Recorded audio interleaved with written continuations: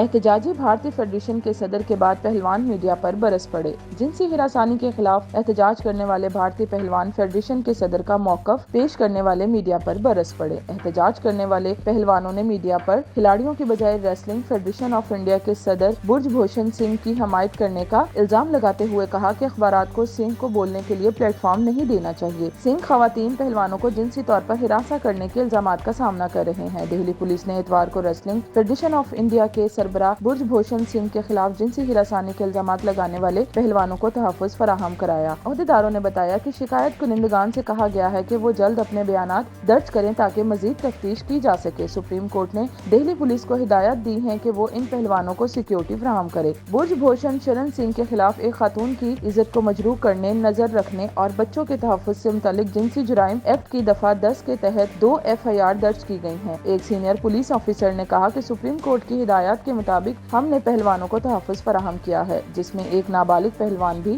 شامل ہے۔ ہم نے شکایت کنندگان سے اپنے بیانات ریکارڈ کرنے کو بھی کہا ہے۔ تمام پہلوانوں کو ایک PSO دیا جا رہا ہے۔ نابالغ خاتون پہلوان ہریانہ میں ہیں، ایسے میں دہلی پولیس ہریانہ پولیس سے بات کرنے اور PSO کو وہاں ہی دستیاب کرانے پر غور کر رہی ہے۔ سپریم کورٹ نے کہا تھا کہ پہلوانوں کو سیکیورٹی فراہم کی جائے، جن میں خواتین پہلوانوں کو سیکیورٹی فراہم کرنے کو کہا گیا ہے۔ ان میں سے ایک نابالغ پہلوان بھی ہے۔ کسان لیڈر اور انڈین کسان یونین کے ترجمان راکیش ٹکیت نے بھی پہلوانوں کے احتجاج کی حمایت کرتے ہوئے ٹویٹ کیا۔ انہوں نے ٹویٹ میں لکھا کہ جنہوں نے تمغے جیت کر بیرون ملک ترنگا لہرایا اور ملک کو فخر کا احساس دلایا، آج وہ عزت اور عزت بچانے کی جنگ لڑ رہے ہیں۔ ہم بھی 2 مئی کو جنتر منتر دہلی پر انصاف کی لڑائی میں شامل ہوں گے۔